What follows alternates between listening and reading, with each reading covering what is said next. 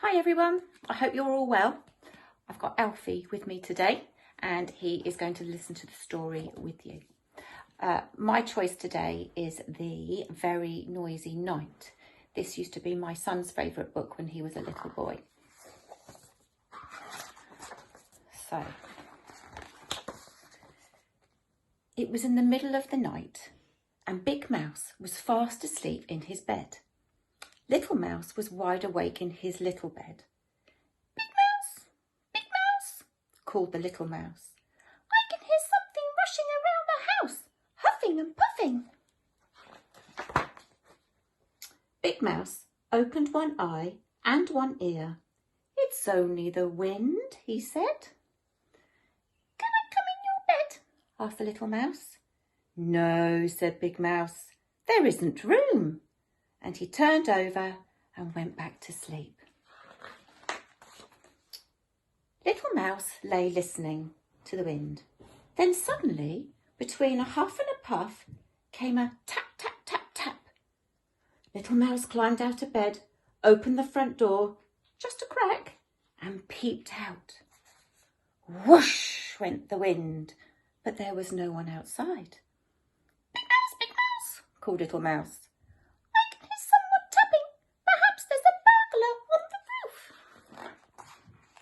Big Mouse got out of bed and opened the bedroom curtains. Look, he said, it's only a branch tapping on the window.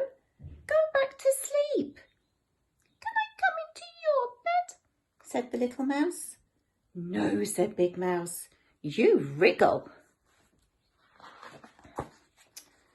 Little Mouse lay in his little bed and listened to the wind huffing and puffing and the branch tapping and someone calling, woo, woo, woo, woo. Little Mouse climbed out onto bed again. This time he looked under it. Then he looked in the wardrobe and feeling very frightened, he cried, Big Mouse, I think there's a ghost in the house and it's looking for me. It keeps calling, hoo, hoo, hoo, hoo. You see, Alfie's gone to sleep up there. Big Mouse sighed, sat up and listened. It's only an owl. He said, it's awake like you. Can I come into your bed? Asked Little Mouse. No, said Big Mouse. Your paws are always cold. And Big Mouse pulled the blanket over his head and went back to sleep. Little Mouse got back into his own bed and he lay and listened to the wind huffing and puffing, the branch tapping and the owl hooting. But shh, what was that? Big Mouse, he called. I can hear a drip. It's dripping. I think it's raining inside. And Little Mouse jumped out of bed and fetched his red umbrella. Big Mouse got out of bed too. He opened the front door. Be quiet, wind, he said. Be quiet, branch. Be quiet, owl. But they took no notice. Then Big Mouse went into the kitchen, turned off the dripping tap and put away the umbrella. Can I come into your bed? Asked Little Mouse. No, you're nice and snug in your own bed, said Big Mouse, taking him back into the bedroom. Little Mouse lay and listened.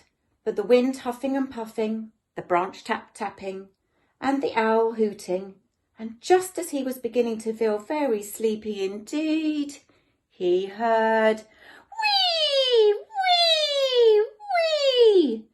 Big Mouse, he called you snoring. Wearily, Big Mouse got up. He put his earmuffs on Little Mouse's ears. He put a paper clip on his own nose. And he went back to bed. Little Mouse lay and listened. Nothing. It was very, very quiet. He couldn't hear the wind huffing, or the branch tapping, or the owl hooting, or Big Mouse snoring. It was just so quiet that Little Mouse felt he was all alone in the world. He took off the earmuffs. He got out of bed and pulled the paperclip off Big Mouse's nose. Big Mouse, he cried, I'm lonely. Big Mouse flung back his blanket. Better come into my bed, he said. So Little Mouse hopped in and his paws were cold. And he needed just a little wriggle before he fell fast asleep. Big Mouse lay and listened to the wind, huffing and puffing, and the branch tapping and the owl hooting, and the little mouse snuffling, and very soon he heard the birds waking up. But neither of them heard the alarm clock because they were both fast asleep. Can you see? Both fast asleep. Hope you enjoyed it. Let me see if I can wake Alfie up to say goodbye. Alfie, say bye.